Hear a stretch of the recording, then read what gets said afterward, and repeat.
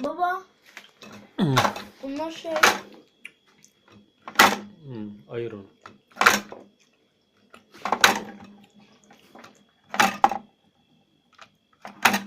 Bir dakika anne, ben şimdi şunları alayım. Bunlar geliyor zaten oraya anneciğim. Tamam. Yere düşen var mı? Yok.